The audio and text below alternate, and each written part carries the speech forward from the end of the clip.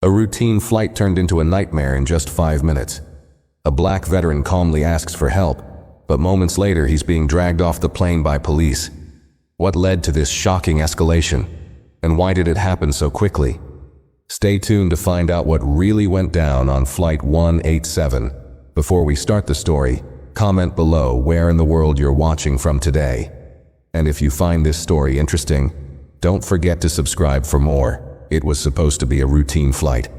Marcus Steele, a 39-year-old U.S. Army veteran, had just attended a military reunion and was heading home, eager to relax after a long weekend. He boarded Flight 187, found his seat and settled in, ready for the smooth journey ahead. What Marcus didn't expect, though, was that within minutes of boarding, his calm flight would turn into a scene no one on board would ever forget. As the last few passengers took their seats, the flight attendant, Sarah Johnson, approached him. She asked if he could store his bag in the overhead compartment, as she noticed it was blocking the aisle. Marcus, who had already placed his bag in the compartment above him, politely explained that it wasn't blocking the aisle and that it was in an acceptable position. He was just asking for a little more time to settle in and adjust his things. Sarah, though, seemed irritated by his response. She asked him again in a tone that made it clear she wasn't interested in hearing his explanation. Marcus, trying to stay calm, simply asked, "Is there a problem?" "I'm just trying to get comfortable for the flight." Sarah gave him a stern look, but instead of responding, she walked away. Marcus, thinking the situation was over, settled into his seat. But just a few moments later, Sarah returned with a cold stare and immediately told him to stop holding up the flight, and that he needed to comply. Confused and frustrated, Marcus calmly told her he wasn't doing anything wrong, and that the situation wasn't as serious as she seemed to make it. The tension in the air was palpable. Passengers were quietly watching, unsure of how the situation would unfold. Marcus tried to keep his voice calm, but the flight attendant's tone grew sharper. As the conversation went back and forth, it was clear that something was off. Instead of simply acknowledging Marcus's concerns, Sarah seemed more focused on making him feel small. The exchange continued to escalate, and then, unexpectedly, Sarah reached for her radio and signaled for security to come to the gate. Marcus, still confused, couldn't believe what was happening. His simple request to be left alone had turned into a demand for security intervention. "I didn't do anything wrong," he thought to himself, but there was no turning back now. The tension that had been building in the cabin suddenly exploded as Sarah's voice cracked through the air. "This man is causing a disturbance. He needs to be removed from the plane." Just like that, the situation went from a simple misunderstanding to something much darker, setting the stage for what was about to unfold. As soon as the call for security was made, the entire atmosphere in the cabin shifted.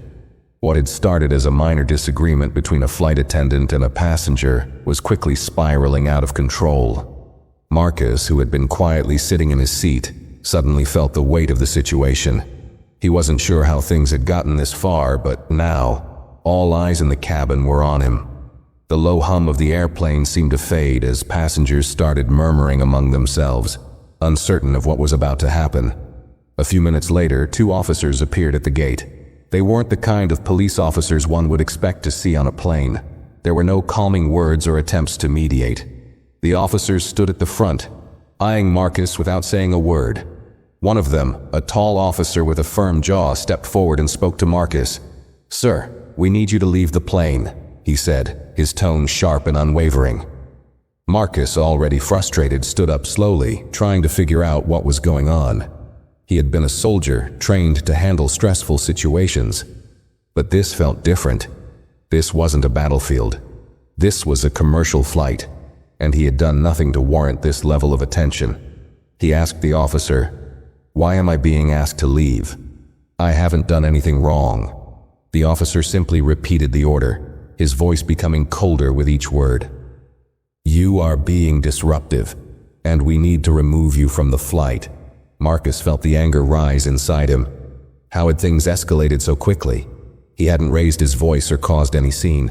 Yet here he was, being singled out and treated like a criminal. He took a deep breath, trying to keep his composure. "I'm just asking for clarification," he said, "but I'm happy to cooperate. I just need to get my bag first." The officer's response was immediate and firm. "No, you will leave the plane now." His words were not open for discussion. As Marcus stood, the cabin fell into an eerie silence. Some passengers looked away, clearly uncomfortable with what was happening. Others were watching, their expressions a mix of confusion and disbelief. How had this turned into something so serious? The tension in the air was thick. Marcus looked around, hoping someone would speak up, but everyone seemed to be holding their breath, waiting for the next move. The officers then made it clear that there would be no discussion. They moved toward Marcus and began instructing him to leave the aircraft immediately. The once routine flight now felt like a high-stakes standoff. The more Marcus tried to explain himself, the more intense the situation became. And that's when things began to truly spiral out of control. The situation was no longer a mere misunderstanding. It had now transformed into something far more serious. As Marcus was escorted to the plane's exit, a sense of unease settled over the entire cabin. The officers' hands were on their weapons, their body language rigid, signaling that this was not going to be a polite exchange. There was an almost deafening silence, broken only by the sound of the officers' boots on the floor as they moved toward Marcus. Passengers, who had been quietly observing the unfolding drama, began to shift in their seats. Some exchanged uneasy glances. Others whispered to one another in disbelief. Most, however, were glued to the scene, unsure of what was going to happen next. Was this really necessary? Was Marcus truly the threat they were making him out to be? Marcus, now standing by the plane's emergency exit, turned to the officers and calmly asked again, "What exactly am I being arrested for? Can someone please explain this?" His voice, although firm, was still laced with confusion.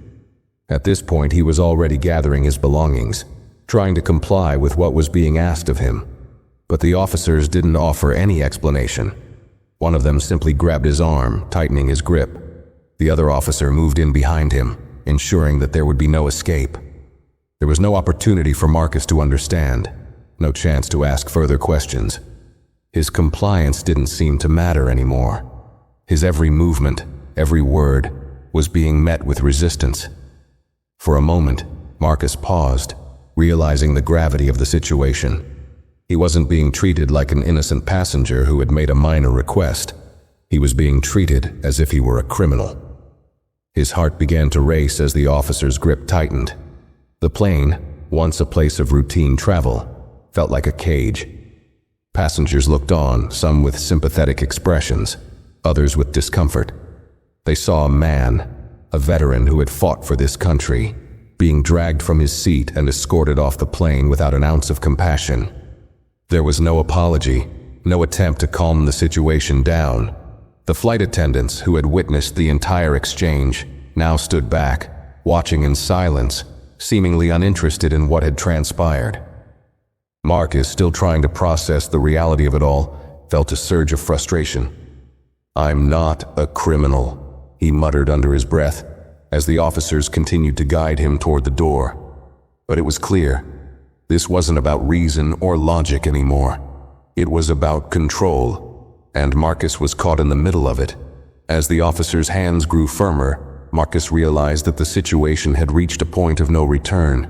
He had never imagined that his attempt to clarify a simple misunderstanding would lead to him being escorted off the flight in such a humiliating way. In those final moments before he was forcibly removed from the plane, everything became surreal. What should have been a simple conversation about a misunderstanding was now a full-blown public spectacle. Before Marcus could fully comprehend what was happening, the officers had already started to move him towards the aisle. His feet were barely touching the ground as they tugged at his arms, forcing him to walk in a way that felt almost unnatural. The tension in the cabin was palpable. Passengers sat frozen in their seats, eyes wide, some gasping in disbelief at what they were witnessing. Marcus tried to keep his balance, but the officers weren't gentle. One officer gripped his arm so tightly that it felt like his bones were going to crack. The other officer, walking behind him, kept a close watch as if he might attempt to break free. Marcus, though physically and mentally exhausted, tried to remain calm. "I'm not resisting," he muttered, hoping his words might de-escalate the situation. "I'm just trying to understand why this is happening." But the officers didn't stop. They didn't listen to his pleas or even acknowledge his attempt to explain himself. Instead, they shoved him forward, pulling him along with little regard for his dignity or his well-being. As they reached the front of the plane, the chaos that was once just a low hum among passengers turned into something louder. People began whispering more urgently, some shaking their heads, others taking out their phones to capture the scene. It was almost as if the entire plane was holding its breath, watching as a man who had served his country with honor was being treated like a criminal. Passengers exchanged glances, some with pity, others with confusion. But no one stood up to stop what was happening. Some passengers, still stunned, kept their eyes trained on the scene in front of them, while others looked away, perhaps unable to stomach the sight. Marcus, now standing in front of the plane's exit, realized how surreal it all felt. He had never imagined a day where a simple disagreement with a flight attendant would result in him being dragged off the plane like this. The reality of it hit him hard. No explanation, no understanding, just an overwhelming sense of injustice. "Please, I just need to get my things," Marcus said, his voice shaky. But the officer holding his arm didn't respond. Instead, the officers pushed forward, guiding him toward the door, as if his belongings didn't matter anymore. It was clear that their goal was simply to remove him from the plane, and everything else, his comfort, his rights, seemed secondary. One last look around the cabin revealed the stunned faces of the passengers. Some had their phones out, recording what was happening, while others remained eerily silent. The entire plane seemed to be a captive audience to an event none of them could have predicted when they first boarded the flight. As Marcus was led through the narrow aisle, he felt the eyes of everyone on him. It was humiliating, it was degrading, and it was wrong. His body was being dragged off the plane, but in those final moments, his mind was racing, trying to make sense of how this had spiraled out of control. One minute he was quietly seated, and the next, he was a public spectacle. With a final tug at his arm, Marcus was thrust into the jet bridge, the doors to the plane slamming shut behind him. The harsh reality of the situation hit him all at once. He was now outside the plane, standing in the cold, feeling both physically and emotionally drained. He had been taken off the flight, but the real question was, why?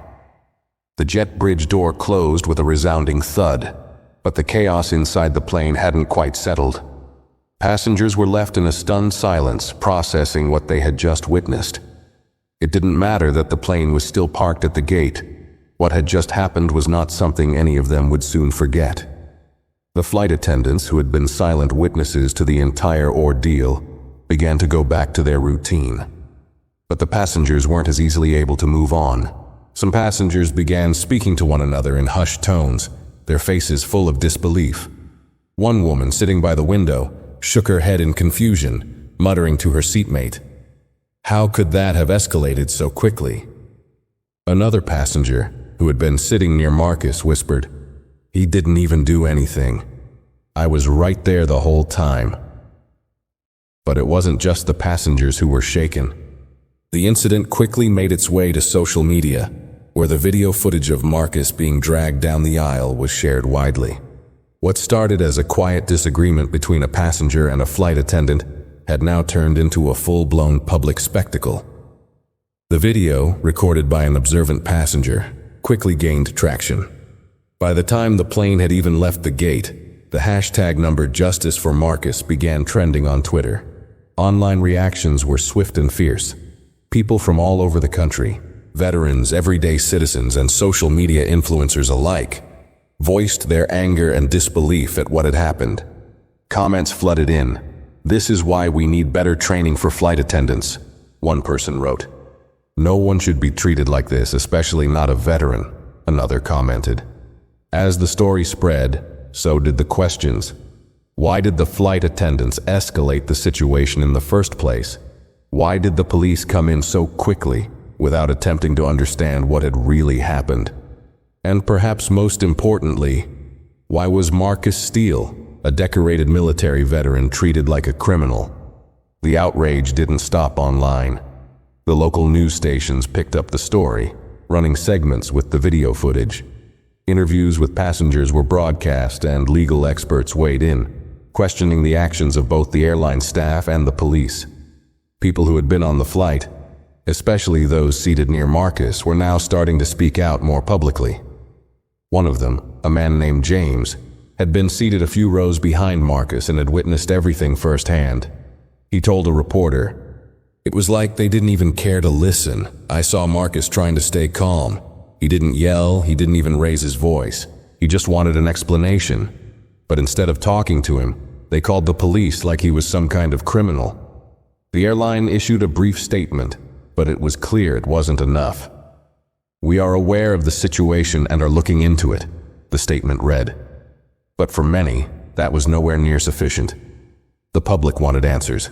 Real answers, not just corporate jargon. Marcus's story was quickly becoming more than just an isolated incident. It was a symbol of something larger. It highlighted the way veterans, especially black veterans, were often treated unfairly or dismissed. It brought to light how quickly situations could escalate when communication and understanding were replaced by harsh authority.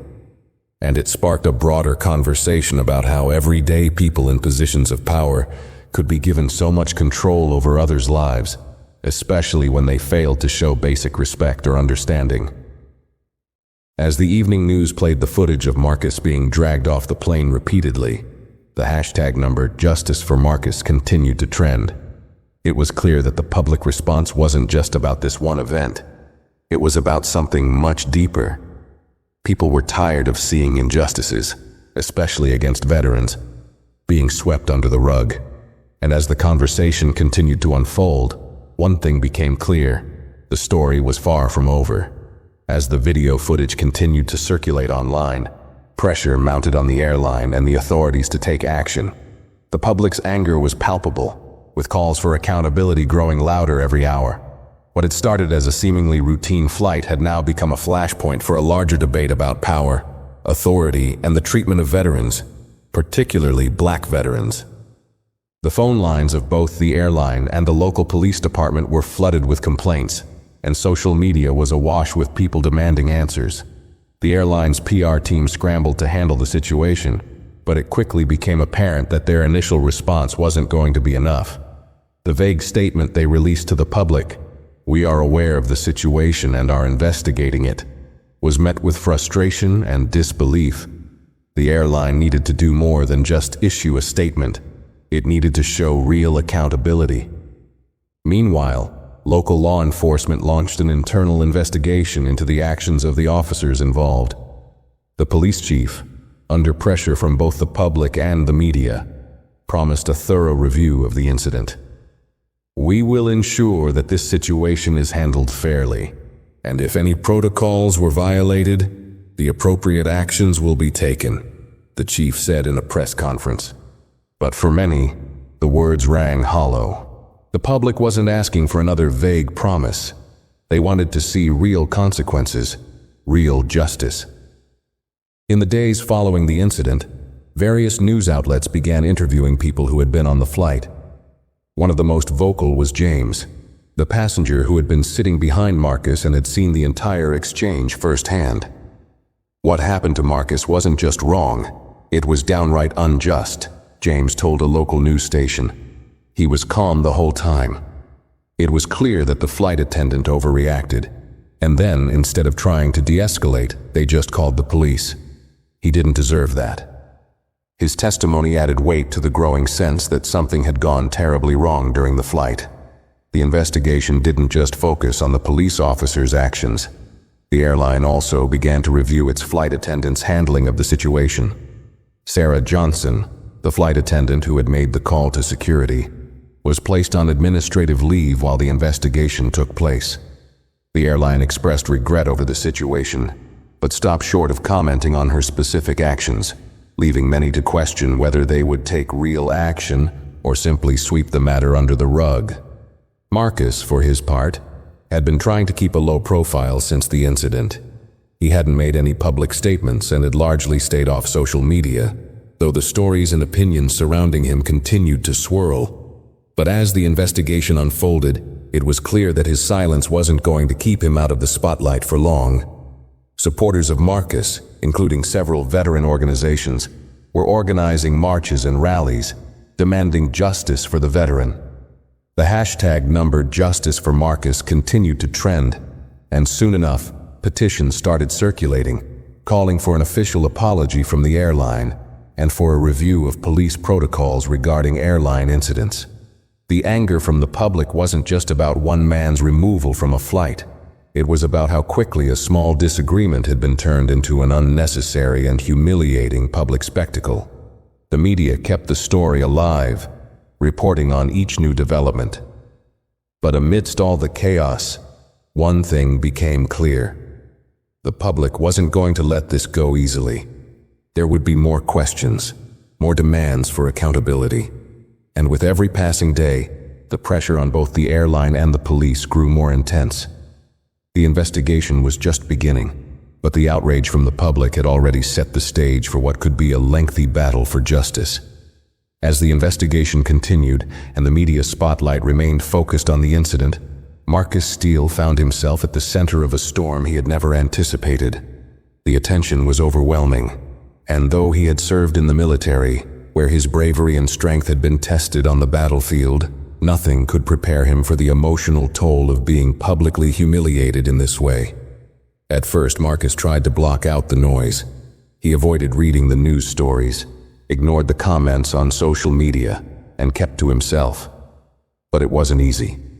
His phone rang constantly with calls from reporters, old friends, and even some people he didn't know, all eager to get his side of the story.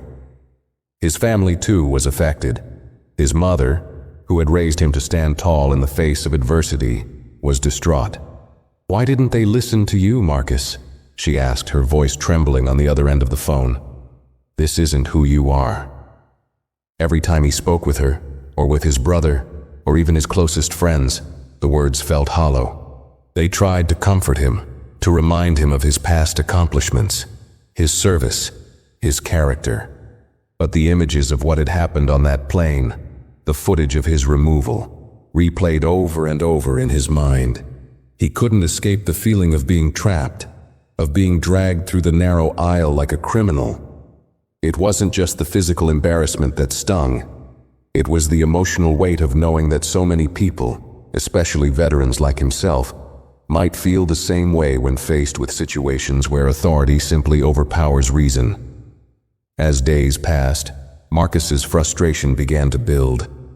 It wasn't just about what happened on that flight anymore. It was about how little control he seemed to have over the narrative. The anger, the hurt, the confusion, it all piled up inside him. What had started as a small request, a simple conversation about his bag, had spiraled into something he never imagined would happen to him. How had they treated him this way?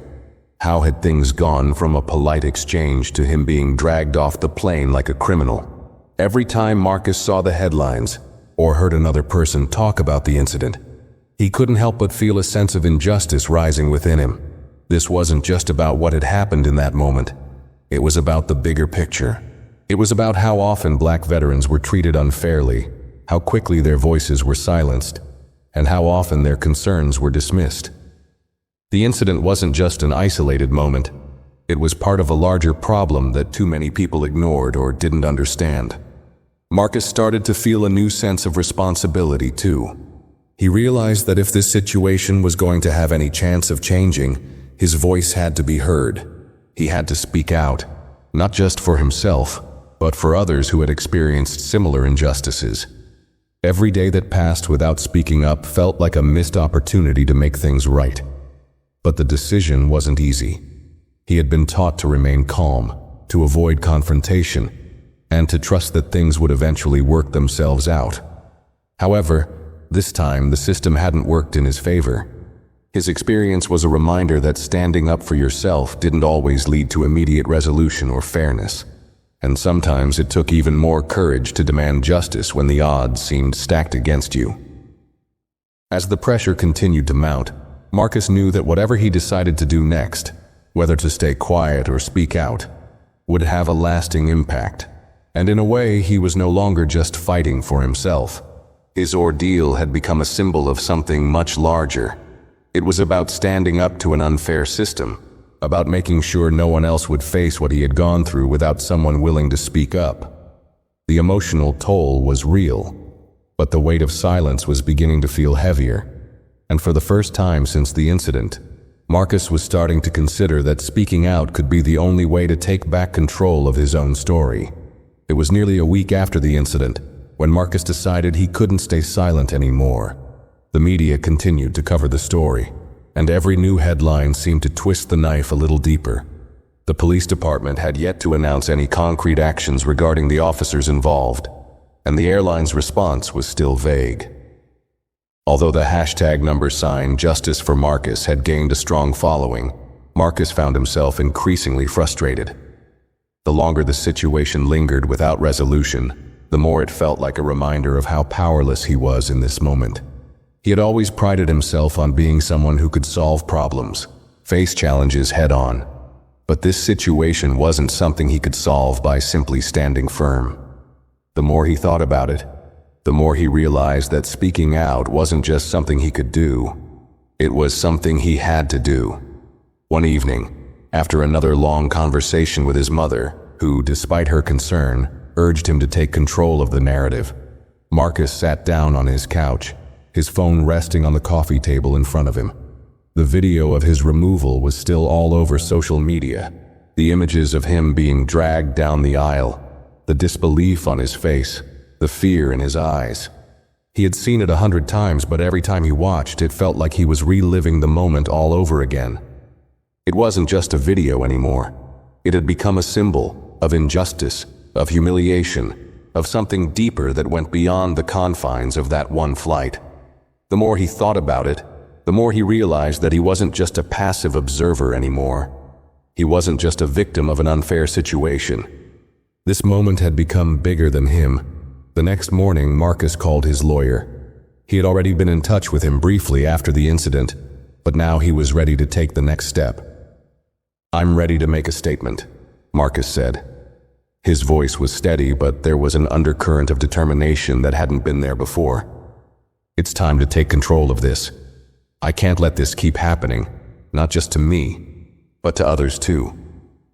His lawyer supported him, offering advice on how to approach the situation in a way that would garner respect without escalating things further.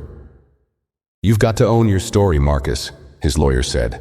"Don't let anyone else define it for you. If you want justice, you have to fight for it." It was in that moment that Marcus knew his journey was about to change.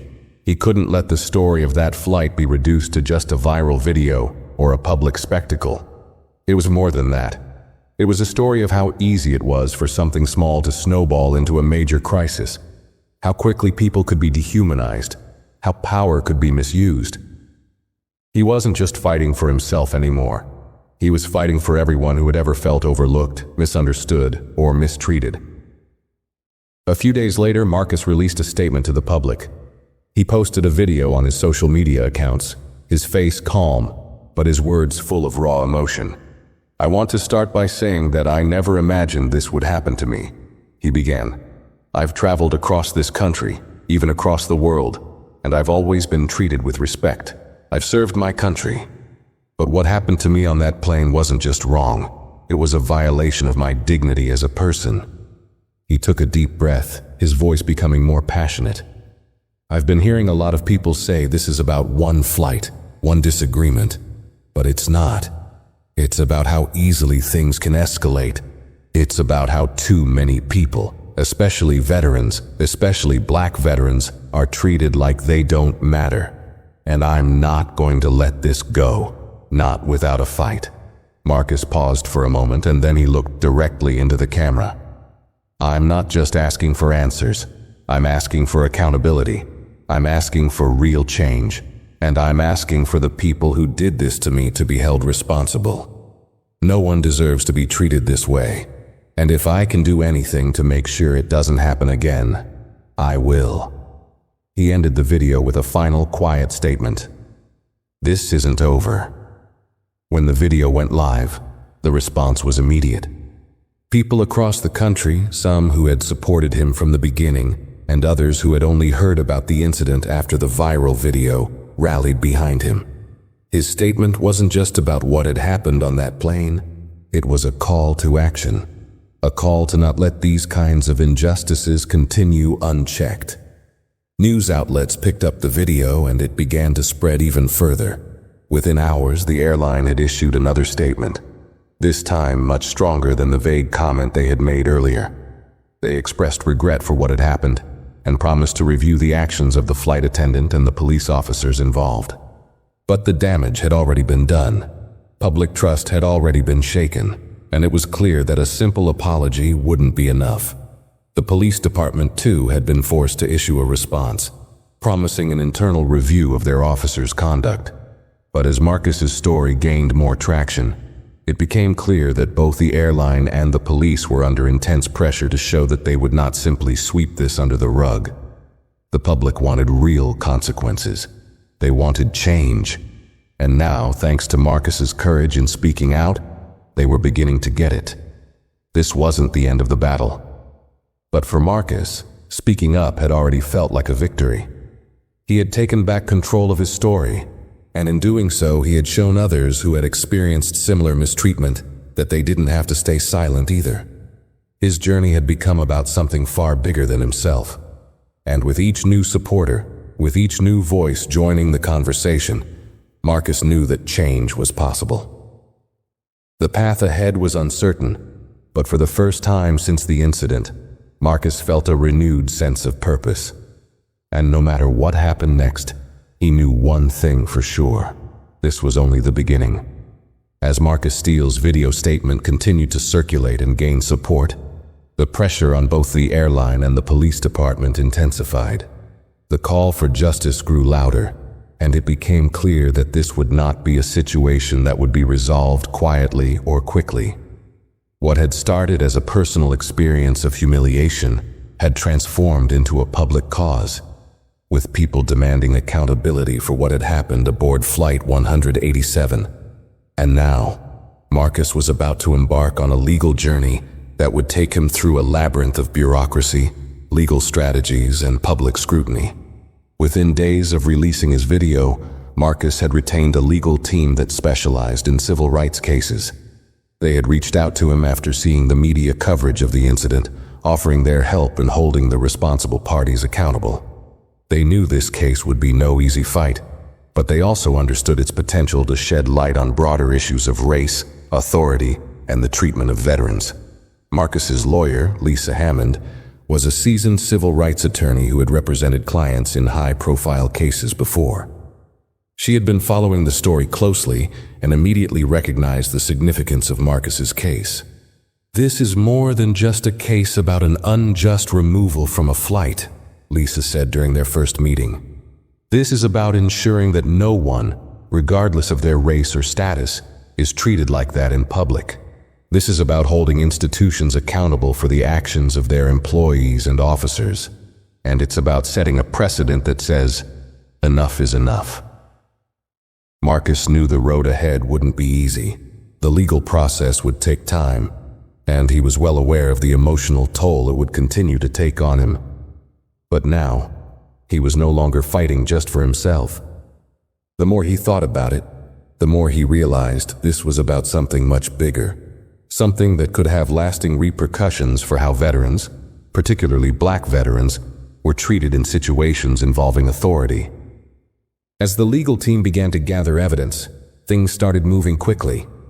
They requested footage from the airline's security cameras, interviewed passengers who had been on the flight, and filed a formal complaint with the police department, demanding a full investigation into the officers' conduct. The goal was not just to seek damages for Marcus's emotional distress and public humiliation, but to push for a formal review of both the airlines and police department's policies regarding such incidents. If they could prove that Marcus's treatment had violated his civil rights, they would have a strong case for a lawsuit. Meanwhile, the airline, sensing the growing momentum of the public outcry, announced that they were working on a comprehensive internal review. However, as they continued to avoid making any real public commitments to specific actions, the anger only deepened. Activists, legal experts, and the general public all agreed that the airline needed to do more than just issue statements. They needed to take tangible steps toward accountability, especially since their flight attendants had failed to de-escalate the situation. The police department, too, was feeling the heat. The officers involved in Marcus's removal had been placed on administrative leave pending the internal investigation, but this alone wasn't enough to satisfy the public. The idea that the police were simply looking into the situation wasn't enough for those who had seen the footage and heard Marcus's story. People demanded real consequences. At the heart of the legal battle was the question of whether Marcus's civil rights had been violated. Were the officers justified in forcibly removing him from the flight? Had the flight attendant, Sarah Johnson, acted within the boundaries of her job, or had she unfairly escalated the situation? And perhaps most importantly, had the airline and the police mishandled a relatively minor disagreement by choosing to treat Marcus as a threat, rather than resolving the issue peacefully? As Marcus's legal team began to gather witness testimonies and more evidence, they discovered several unsettling details. Passengers who had initially been reluctant to speak up were now coming forward with their accounts. Many of them had been sitting near Marcus and had heard the entire exchange between him and the flight attendant. They testified that Marcus had never raised his voice or made any threats. Several passengers even described how the flight attendant had been condescending and dismissive from the very beginning, which had contributed to the escalation. One witness, a woman named Karen, who had been sitting 2 rows behind Marcus, recalled the moments before the officers arrived. It was clear that Marcus was trying to explain himself calmly. He wasn't arguing, he was just asking questions, Karen said in her statement. But the flight attendant wouldn't listen. And when the officers came, it just got worse. They didn't even try to talk to him. They just started pulling him out of his seat. I've never seen anything like it. This testimony would become crucial in building Marcus's case. The legal team believed that if they could prove the flight attendant's actions had been disproportionate and that the officers had overstepped their authority, they could make a strong case for an unlawful removal, as well as emotional and psychological damages. In addition to the testimonies, Marcus's legal team also filed Freedom of Information Act (FOIA) requests to obtain any police records or communications between the officers and the airline that might shed light on the situation. They were determined to leave no stone unturned. The more evidence they could gather, the stronger their case would be. But they also knew this could take months or even years to fully resolve. The wheels of justice often moved slowly, but Marcus was now in it for the long haul. Meanwhile, the public continued to rally behind Marcus. The Justice for Marcus movement gained more traction, and more prominent figures began to speak out. Several well-known civil rights organizations issued statements of support, and groups of veterans started organizing marches and rallies. They wore T-shirts with Marcus's face on them and carried signs that read, "Veterans deserve respect, and no one should be treated like this." The movement was growing stronger by the day, and Marcus began to realize that his fight wasn't just about getting justice for himself. It was about something much bigger. As the days passed, Marcus couldn't help but feel a mixture of exhaustion and determination. He had been through so much in such a short amount of time, and yet he had come out the other side with a sense of purpose. The legal battle would be long and difficult, but he wasn't backing down. This fight wasn't just about his dignity. It was about ensuring that no one else would have to endure the same treatment he had. And as the legal team continued to build their case, Marcus understood that this was far from over. The pressure was mounting, the eyes of the nation were watching, and he was ready to continue the fight, no matter how long it took. As the legal battle grew in intensity, so did the media coverage. What had started as a viral video of Marcus Steele being dragged off the plane had morphed into a national story. The incident, once just a private, isolated event, was now a symbol of deeper societal issues: racial inequality, mistreatment of veterans, and the unchecked power of airline and police authorities. With each passing day, The pressure on both the airline and the police department mounted, and the world was watching closely to see how they would respond. The media's attention on Marcus was relentless. Major news outlets, cable networks, and talk shows all jumped on the story, each trying to dissect the incident and give it meaning beyond the obvious spectacle. It wasn't just about the viral footage anymore. It was about why it had happened, how it had escalated so quickly, and what it revealed about the state of public interactions with authority. At first, the interviews with Marcus were few and far between. He wasn't ready to speak publicly in the immediate aftermath of the incident. He was still processing what had happened and figuring out the best way to move forward. But as the weeks passed and the story gained more traction, Marcus realized that staying silent wasn't an option. He had already made his statement, but now it was time to tell his side of the story in more detail. It was time to speak directly to the people who had supported him, to give them more than just a brief video response. The first major TV interview Marcus agreed to do was with a prominent news anchor on a primetime show. It was a pivotal moment, not just for his case but for the broader conversation about police overreach and the treatment of black veterans. The producers promised him a platform to share his truth, and Marcus was determined to make the most of it. The day of the interview, Marcus walked into the studio, his nerves barely hidden beneath his calm exterior. It was one of the first times he had been in front of cameras since the incident, and the weight of the situation was not lost on him. He knew this interview would reach millions of viewers, some of whom might already have preconceived notions about him or about the case. But he also knew that this was an opportunity to tell the world what had really happened, to show the humanity behind the headlines. When the interview began, the anchor, a well-known journalist named Alicia Hayes, introduced Marcus and immediately asked the question everyone wanted to know. "Marcus, what went through your mind when the police arrived and started to forcibly remove you from the plane?" His answer was slow at first, as he carefully chose his words. "I honestly couldn't believe what was happening," he began. "I didn't raise my voice, I didn't threaten anyone. I was just trying to ask why the flight attendant wasn't listening to me. And then, within minutes, I was being treated like a criminal. It felt like I didn't even have a chance to explain myself before they started pulling me off that plane." Hayes nodded, acknowledging the gravity of his words. She pressed further. "But Marcus, this incident, it's not just about what happened in those moments, is it?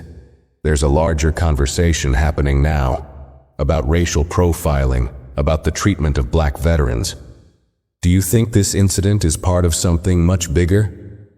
Marcus paused, his gaze turning more serious. "Absolutely," he said firmly. "What happened to me is something that happens to too many people every day. But it happens more to black people, and it happens to veterans. There's this assumption that we don't deserve the same respect. And when we try to stand up for ourselves, we're treated like we're the problem. I didn't just feel humiliated. I felt like I was being punished for something I didn't do." The interview continued, with Alicia Hayes asking more questions about Marcus's military background and how his experience in the Army shaped the way he viewed authority and conflict. Marcus spoke with honesty, sharing that he had spent years serving his country, yet had never been treated with the same dignity and respect as a civilian. He talked about the emotional toll the incident had taken on him, his struggle to come to terms with the public nature of his humiliation, and the way it had affected his sense of self-worth. The more Marcus spoke, the clearer it became that this wasn't just about a disagreement over a bag or a misunderstanding with a flight attendant. It was about systemic issues. It was about the power dynamics that existed between the public and those in authority, and how quickly situations could escalate when one person, especially someone from a marginalized community, was treated with disrespect. Marcus wasn't just advocating for himself anymore. He was fighting for everyone who had ever been dismissed or dehumanized simply because of their race or their status. The interview ended with a powerful statement from Marcus. "This is bigger than just me. I've heard from so many people who've been through similar situations, and I'm fighting for them too. No one should have to experience what I went through. This needs to change. The interview had the desired effect. The outpouring of support for Marcus was immediate and widespread. His words resonated with so many people who had felt powerless in similar situations, who had been unfairly treated by authorities or institutions. The hashtag #Justice for Marcus exploded across social media, and people from all walks of life shared their own stories of being mistreated or misjudged. The media coverage didn't stop there. News outlets around the country followed up with in-depth analysis of the case. Legal experts weighed in, questioning the actions of the flight attendant and the police officers. Activists spoke about the broader context of racial injustice, especially in interactions between black civilians and law enforcement.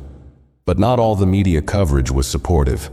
Some outlets, particularly those with a more conservative audience, questioned whether Marcus had overreacted. They speculated about his behavior and the supposed threat he posed to the flight attendants and police officers. These narratives quickly became part of the backlash, with some detractors attempting to paint Marcus as someone who had caused the situation himself. However, Marcus didn't let the negativity derail him. He knew the importance of his story, and he knew that the road to justice wasn't going to be easy. For every person who stood up in his support, there were others who tried to dismiss the significance of what had happened. But Marcus was now resolute. He had seen the impact of his story, felt the weight of the movement that was forming behind him, and knew that this wasn't just about his personal vindication. It was about setting a precedent for how people, especially veterans and people of color, should be treated by those in positions of authority. The media frenzy, with all its highs and lows, continued to shape the trajectory of Marcus's case. It put the spotlight on the broader issues of police and airline misconduct, but it also forced Marcus to continue to reflect on the personal cost of speaking out. With every interview, every appearance, he had to navigate a delicate balance between telling his truth and managing the emotional weight of reliving the trauma. But in the end, Marcus understood that the more people heard his story, the more chance there was for real change to happen. And as long as the media kept the conversation alive, he would continue to fight for himself, for other veterans, and for anyone who had ever been silenced or mistreated. As Marcus continued his fight, the emotional toll of the legal battle, the media scrutiny, and the constant pressure began to weigh heavily on him. What had started as a simple act of speaking out had transformed into something far more demanding and exhausting. The phone calls, the interviews, the constant social media notifications, it was all a blur, an endless cycle of attention that didn't allow him a moment to breathe. At first, Marcus had been determined. He was ready to take on whatever came his way, to be the voice for those who had been wronged, to demand accountability for what had happened on that plane. But as the weeks turned into months, the reality of the situation started to sink in. The fight for justice was long, grueling, and at times, lonely.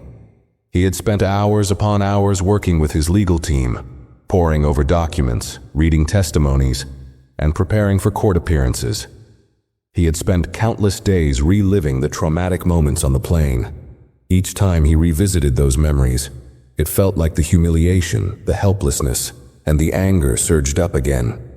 It was as if he was being dragged down that narrow aisle once more, a helpless spectator in his own story. The media attention, too, was starting to feel suffocating. While he had once welcomed the platform to speak his truth, it had become harder to ignore the public's varying opinions. There were those who rallied behind him, who supported his every word and every step. But there were also others who dismissed his experience, blaming him for the escalation or accusing him of seeking attention. His own social media accounts were flooded with messages from strangers, some supportive, others harshly critical. It felt as though every move he made was being scrutinized, and every word he spoke was dissected. He began to feel the weight of the judgment, the constant need to explain himself, to prove that he wasn't the aggressor, to justify his right to exist with dignity. The fight had shifted from seeking justice to surviving the barrage of opinions that came from every corner of the world.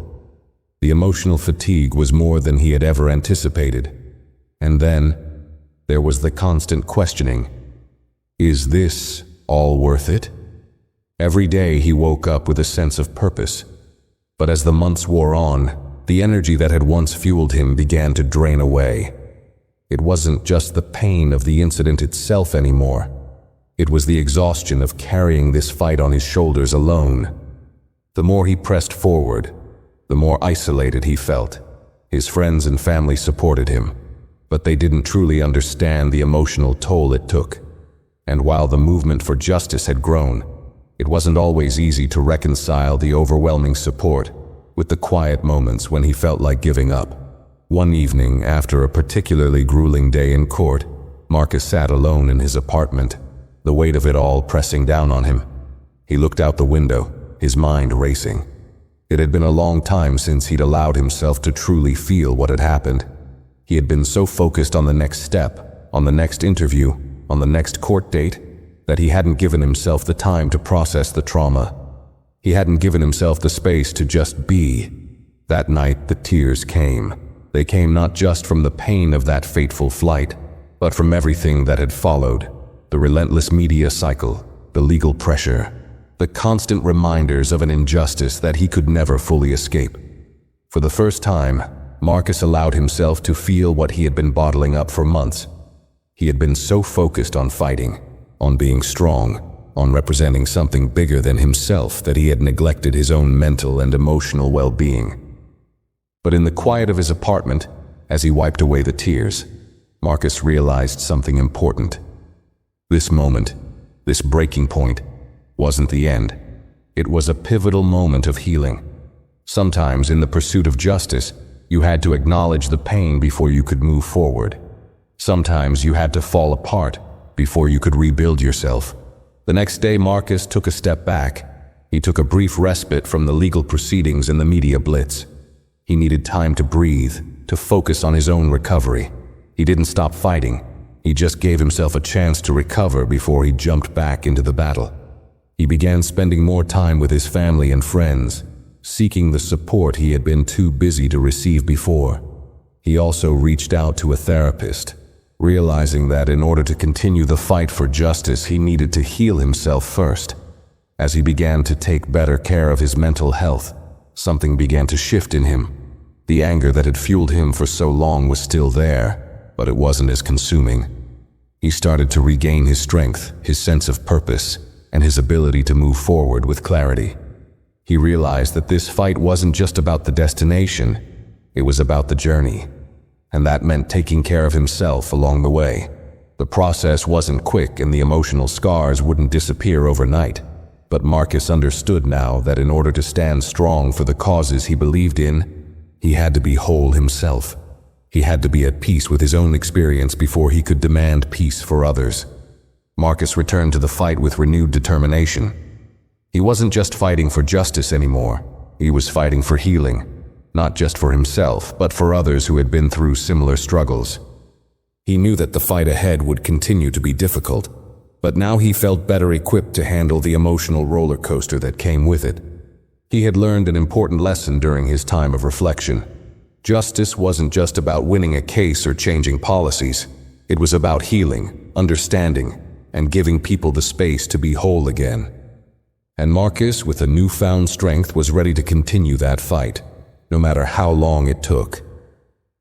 Months had passed since Marcus Steele had publicly shared his side of the story, and while the pressure had never fully subsided, something had shifted in the way people were responding. The media coverage, initially a chaotic frenzy of sensationalism, began to evolve into a more thoughtful, nuanced conversation about justice, race, and power. The public's anger, which had been raw and immediate, began to give way to a deeper understanding of the issues at hand. The more Marcus spoke out, the more others who had been in similar situations found their voices as well. The first sign of this shift came when several high-profile civil rights organizations began to step in. Groups like the NAACP, the American Civil Liberties Union, ACLU, and veterans organizations rallied behind Marcus, offering not just support, but resources to further amplify his fight. They recognized that this wasn't just an isolated incident. It was part of a larger, systemic issue that needed addressing. They joined his legal team in filing additional motions, pushing for an investigation into broader patterns of discrimination against Black veterans, especially in situations involving law enforcement and authority figures. Marcus had been relentless in his pursuit of justice, but with the support of these powerful organizations, the weight of his case was no longer solely on his shoulders. His team of lawyers, bolstered by civil rights experts, expanded the scope of the legal battle.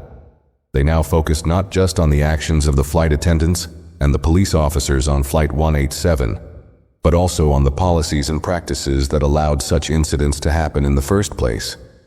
They began investigating other similar cases, looking for patterns of racial profiling, police overreach, and mistreatment of veterans, particularly veterans of color.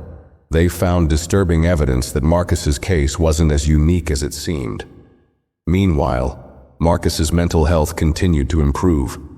The break he had taken earlier in the year, when he stepped back from the media spotlight, had given him the time he needed to heal. He was spending more time with his family, reconnecting with his community, and even speaking to others who had experienced similar injustices. He spoke at rallies, attended veteran events, and shared his story with others who had faced wrongful treatment. The process of sharing his pain, of hearing others tell their own stories, became part of his healing journey. It wasn't just about him anymore. It was about a collective struggle for justice. Every time someone else came forward, Marcus felt a little less alone. Despite the emotional weight, the public support for Marcus began to intensify. His case was no longer just about the rights of a single individual. It had become a symbol of the broader fight against racial injustice. On social media, activists and everyday people rallied around him, using his story as a springboard to launch larger conversations about the disproportionate treatment of Black men and women in everyday situations. His journey was covered in documentaries, articles, and podcasts, all trying to highlight not just the incident on the plane, but the larger societal issues it represented. Public opinion on Marcus's case continued to evolve as well. What was once a divisive issue, with many questioning Marcus's actions or blaming him for the escalation, had transformed into a widespread call for reform. A growing coalition of politicians, activists, and ordinary citizens now stood behind him, demanding changes in police training, airline policies, and the way people of color were treated in public spaces. It was clear that the system, as it wasn't working for everyone, and Marcus's story had illuminated the cracks in it. The pressure was now on the airline, which had been avoiding taking real responsibility for its role in the incident. After months of public outcry, the airline finally agreed to meet with Marcus's legal team. The negotiations were intense, with both sides trying to come to terms. But the airline, now facing not just legal repercussions but the wrath of public opinion, agreed to a settlement. The details of the settlement were kept private, but it was clear that Marcus had won. The airline not only agreed to pay damages, but also promised to review and overhaul its training for flight attendants, with a specific focus on de-escalation and racial sensitivity. The police department, too, had been feeling the pressure. While the officers involved in Marcus's removal had not been formally disciplined, the public outcry, combined with the pressure from civil rights groups and political leaders, forced the department to implement new policies aimed at preventing similar incidents in the future. The officers involved were required to undergo additional training in community policing and racial sensitivity. The department also announced a broader review of how its officers handled public disturbances, particularly in situations involving veterans and people of color. While many saw this as a step in the right direction, others believed it was just the beginning. Real change would only come when the entire system, from law enforcement to the airlines, began to shift its mindset about how it treated marginalized communities. For Marcus, the settlement and the policy changes were victories, but they weren't the end of the battle. He knew that real change couldn't be achieved with just a few policy tweaks. He knew the conversation had to continue, that the momentum had to be kept alive. He began working with the civil rights groups and veteran organizations to push for nationwide reforms in how veterans were treated by law enforcement and public institutions. He spoke at town halls, testified before committees, and worked tirelessly to make sure that no one would ever have to go through what he had experienced. One of the most significant moments came when Marcus was invited to speak before Congress. The hearing was centered around police reform, racial justice, and how institutions could better serve and respect veterans of color. Marcus, who had once been reluctant to speak publicly, now stood at the forefront of a movement, his voice strong and steady. "I didn't want to be here," he began. "I didn't want to tell my story to the world, but I had no choice. When the system fails, when the people we trust to protect us turn against us, we have to stand up. We have to demand change. And if my story can help others, then I'll keep telling it no matter how painful it is." The applause that followed was deafening. It wasn't just a victory for Marcus. It was a victory for everyone who had ever been mistreated by the system, everyone who had ever felt powerless in the face of authority. Marcus had turned his pain into power, his suffering into strength, and his voice had become a catalyst for change. As the months passed and the momentum of his movement continued to grow, Marcus knew that the fight wasn't over. There were still battles to be fought, and there were still people who needed to be heard. But in that moment, standing before Congress, Marcus realized that he had done more than just seek justice for himself. He had sparked a conversation that was bigger than any one individual, a conversation that would continue to shape the future of racial justice, veterans' rights, and how people are treated when they step onto a plane or into any public space. The turning tide had begun, and it was only the beginning of the change that Marcus Steele and countless others had fought for. As Marcus Steele stood at the forefront of the movement he had inadvertently sparked, he couldn't help but reflect on how far he had come. What had started as a personal ordeal, an embarrassing and humiliating event on a flight, had transformed into a national conversation about justice, race, and the treatment of veterans. The journey had been long, painful, and full of challenges, but now, looking back, Marcus felt a deep sense of accomplishment. Not for the victories in the courtroom, the media attention, or even the settlement from the airline, but for something much bigger. He had started this fight for himself, to right the wrongs that had been done to him. But somewhere along the way, he realized it wasn't just about him anymore. It was about every person who had ever been mistreated by authority, every black veteran who had felt overlooked, every individual who had been silenced because of their race, gender, or background. Marcus had found his voice, and in doing so, he had given others the courage to find theirs too. The months that followed Congress's hearing were filled with ongoing discussions about systemic reform. Legislation aimed at improving the treatment of veterans of color, as well as broader police reform, began to gain traction. Marcus worked closely with lawmakers, veterans organizations, and civil rights groups, all of them united in a common goal: to make sure that what happened to him on Flight 187 would never happen again. It wasn't just about policy change, it was about a shift in public consciousness. People were starting to understand that the issues Marcus had faced were not isolated incidents, but part of a pattern of unfair treatment that affected many people across the country.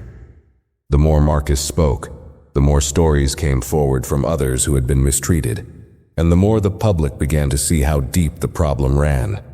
The airline industry began to adopt new, more inclusive training programs for staff, focusing not only on safety and efficiency, but also on respecting passengers' rights and dignity. Law enforcement agencies across the country began re-evaluating their policies on handling disruptions in public spaces, recognizing the need for more de-escalation tactics and better understanding of racial dynamics. The fight, Marcus knew, was far from over. It would take years, decades even, before the changes needed to build a more just and equitable society would fully take root. But for the first time, Marcus felt that the tide was turning. He wasn't alone in this fight anymore, and the voices calling for change were louder than ever. But amidst all the changes and victories, Marcus remained grounded in his purpose. He had never set out to become a public figure or an advocate. He was just a man who had been wronged and wanted justice. Yet, in the end, his story had become a catalyst for something much larger than he could have ever imagined. As the years passed, Marcus continued to speak out, not just on behalf of himself, but for the countless others who still felt invisible or unheard. In the years following his battle, Marcus returned to his roots. He began mentoring younger veterans, particularly those from marginalized communities, teaching them not only how to navigate the complexities of civilian life after service, but also how to advocate for themselves and stand up against injustice when they encountered it. He also worked closely with organizations that provided legal assistance to veterans and underprivileged communities, helping to ensure that no one else would have to go through what he did without support. In time, Marcus found a sense of peace that had eluded him during the most difficult parts of his journey. He was no longer burdened by the trauma of that flight, and although the emotional scars remained, they were no longer what defined him. His identity as a veteran, a father, a brother, and a community leader had grown stronger. He had become a symbol of resilience, someone who had turned his pain into purpose. As he sat at home one evening, reflecting on all that had happened, Marcus received a letter from a young veteran who had heard about his story. In the letter, the veteran wrote about how he had been mistreated at a public event, how he had felt powerless and alone. But after hearing Marcus's story, he found the strength to speak up. "I never thought I could be heard," the letter said. "But because of you, I know I can be." Marcus read the letter, and for the first time in a long while, he allowed himself to feel the weight of everything he had fought for. It wasn't just about changing policies or making headlines. It was about changing lives. He had given someone else the courage to stand up. And in that moment, he knew that the legacy of his fight had become something far more meaningful than he had ever expected. He had fought not just for justice in his own life, but for a world where people were not judged by the color of their skin or the uniform they wore, but by the content of their character. And though the battle was far from over, Marcus Steele had become part of a greater movement, one that, piece by piece, was changing the world for the better. The journey, he knew, would never truly end. But for now, Marcus was content in knowing that his struggle had made a difference, not just for him, but for countless others who had faced similar struggles, and for those who would come after. The legacy of his fight for justice had created ripples that would continue to spread for generations to come. If you found this story impactful, make sure to like this video and share your thoughts in the comments below. Don't forget to subscribe to the channel for more videos like this, and stay tuned for what's coming next.